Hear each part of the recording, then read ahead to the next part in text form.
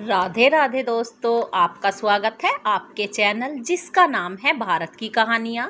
आज हम आपको एक कहानी सुनाने जा रहे हैं जिसका नाम है जानवरों की भाषा जानने वाला। अगर आप हमारे YouTube चैनल पर नए हैं तो पहले चैनल को सब्सक्राइब कीजिए, वीडियो को लाइक कीजिए, शेयर कीजिए और कमेंट करके ज़रूर बताना आपको ये कहानी कैसी लगी। तो आज की कहानी स्टार्ट करते हैं। एक बार कुछ बच्चे एक नाग को मार रहे थे। एक राजा ने उसकी रक्षा की। राजा पर प्रसन्न होकर नाग ने उस राजा को जानवरों की भाषा समझने और बोलने का वर प्रदान किया था, किंतु उसे यह चेतावनी भी दी थी कि यदि वह उस बात की चर्चा यदि किसी को भी कभी करेगा तो उसके प्राण चले जाएंगे। एक दिन राजकीय कामकाज के बाद राजा जब अपनी पत्नी के साथ बाग में बैठा था तो कुछ खा पी रहा था। तभी मिष्ठान का एक छोटा सा टुकड़ा नीचे गिर गया। थोड़ी देर में वहां एक चींटी पहुंची और उस टुकड़े को देख खुशी से चिल्ला उठी, अरे वाह, इतना बड़ा मिष्ठान जो एक पूरी बैलगाड़ी में भी नहीं समा सकता। फिर वह उस टुकड़े को उठा ले जाने की चेष्टा करने लगी। चींटी की बात सुन राजा को हंसी आ गई और मुस्कुरा उठा। राजा की रहस्यमय हंसी मुस्कुराने को देख रानी ने समझा कि उसके श्रृंगार में शायद कोई त्रुटि रह गई थी। अतः उसने राजा से उसकी मुस्कान का कारण जानना चाहा, किंतु राजा ने उसकी बात टाल दी। उस रात राजा जब अपनी रानी के शयन कक्ष में पहुंचा तो रानी ने उसकी रहस्यमय मुस्कान का कारण जानने के लिए तरह तरह का नाटक किया। अंत में राजा को हार माननी पड़ी और उसने रानी से कहा कि यदि वह कारण बताएगा तो उसकी मृत्यु हो जाएगी। इस बात को भी सुनकर रानी अपनी जिद पर अड़ी रही। तब राजा ने उससे कहा कि दूसरे दिन उसे वहीं बगीचे में सारी बात बता देगा। दूसरे दिन जब राजा अपने अनुचरों के साथ उसी बगीचे में जा रहा था तो उसे मार्ग में एक गधा और एक बकरी बातचीत करते दिखे।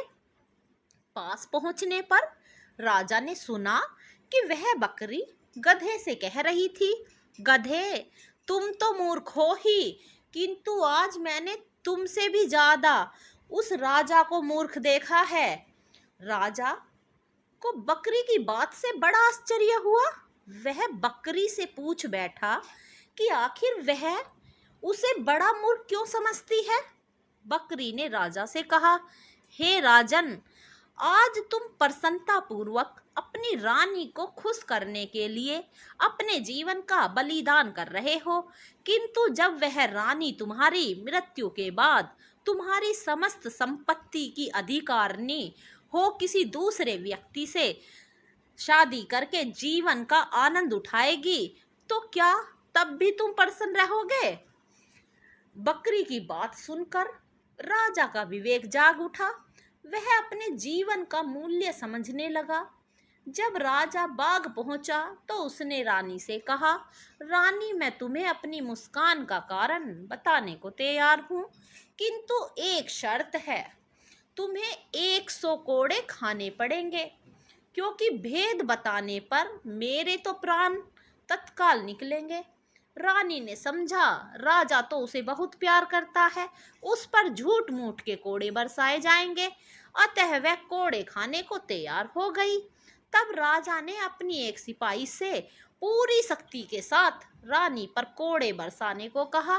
सिपाही ने तब रानी पर पूरी शक्ति से कोड़े बरसाए।